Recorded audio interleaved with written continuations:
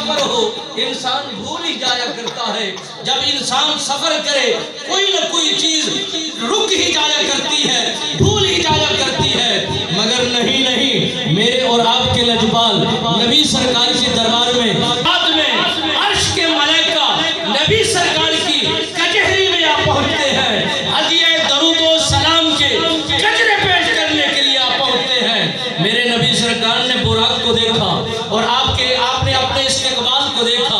آپ کی آنکھوں سے آنسو ٹپکنا شروع ہو جاتے ہیں, نیل بہنا شروع. نیزے برابر یہ سورج آئے گا, 50,000 سال کی مسافت کا طویل سفر ہوگا. اس وقت کوئی کسی کی مدد کرنے کو نہیں آئے گا, نفس نفسی کا عالم ہوگا, قیامت برپا ہوگی, کوئی کسی کی مدد کو نہیں آئیں گے. میرے نبی سرکار نے فرمایا کہ میں اس وقت آنکھوں سے آنسو بہا رہا ہوں, اللہ کی بارگاہ میں فریاد کر رہا ہوں. میرے لیے میرے استقبال کرنے کے لیے عرش کے ملائکہ بھی آ گئے, سید الملائکہ بھی آ گئے, جبرائیل بھی آ گئے, میکائیل بھی آ گئے, اسرافیل بھی آ گئے, اسرائیل بھی آ گئے. میرا استقبال کیا جا رہا ہے, والہانہ محبت کا اظہار کیا جا رہا ہے. جب نیزے برابر سورج ہوگا کوئی کسی کی مدد کو نہیں آئے گا, اس وقت میری قوم کا کیا حال ہوگا, میرے کلمہ پڑھنے والوں کا کیا حال ہوگا. ان کی حالت غیر ہو جائے گی, ان کے ساتھ کون کھڑا ہوگا. میرے خالق نے فرمایا اے جبرائیل میرے محبوب کو خوشخبری سنا دیجئے, پیغام پہنچا دیجئے. جن کی فکر آپ کر رہے ہیں, جن کے متعلق آپ سوچ رہے ہیں, جن کا غور و فکر آپ فرما رہے ہیں, میں خالق اعلان کر رہا ہوں, میں مالک اس بات کی گواہی دے رہا ہوں کہ عرشی جتنے بھی ملائکہ آپ کے ہمراہ اس وقت یہاں پر کھڑے ہیں, اس بات کی گواہی دینے کے لیے سارے اکٹھے ہو کر تیار کھڑے ہیں. میں خالق اعلان فرما رہا ہوں اِنَّا فَتَحْنَا لَكَ فَتْحًا مُبِينًا لِيَغْفِرَ لَكَ اللَّهُ مَا تَقَدَّمَ مِن ذَنبِكَ وَمَا تَأَخَّرَ. میرا خالق فرماتا ہے کہ اے محبوب اشارہ آپ کا ہوگا, ارادہ آپ کا ہوگا, ارادہ کرنا آپ کا ہے, بخش دینا میرا رحمان کا ہے.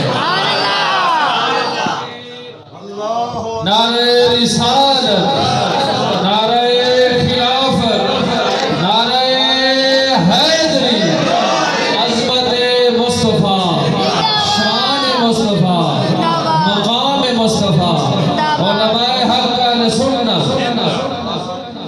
عزیزان گرامی اس کی 5 منٹ اگر برداشت کر لیں تو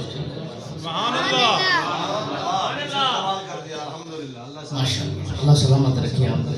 آج کی اس دور کے اندر نا جی محافل نہیں سجائی جا رہی. کیوں؟ ایک تو فطروں کا دور ہے, وہ بدبخت جو کہتے ہیں بابے تے شاعری کوئی نہیں, نبی ساڑھے بارگاہ ہے ہی کوئی نہیں. اصل نبیوں کو بھی من دے ہیں نبی علیہ غلام.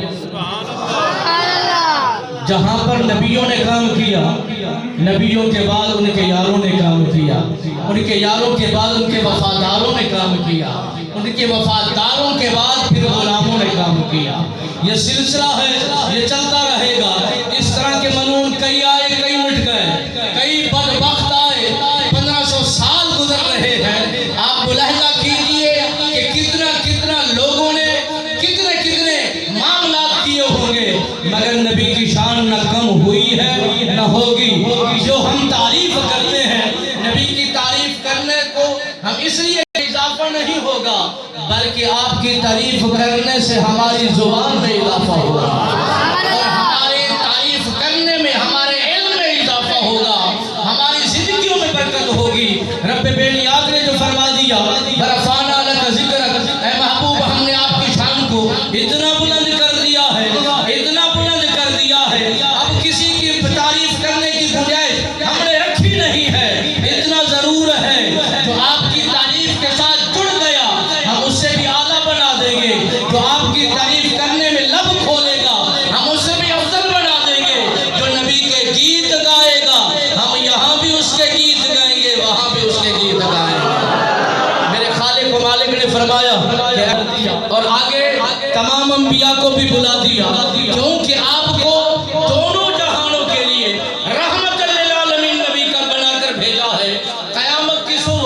جب قیامت برپا ہو کوئی یہ دعویٰ نہ کر سکے کہ ہم نے نبی کے پیچھے نماز نہیں پڑھی یا ہم نبی کے غلام نہیں بنے یا ہم نبی کا کلمہ پڑھنے والے قرار نہیں پائے. مالک بن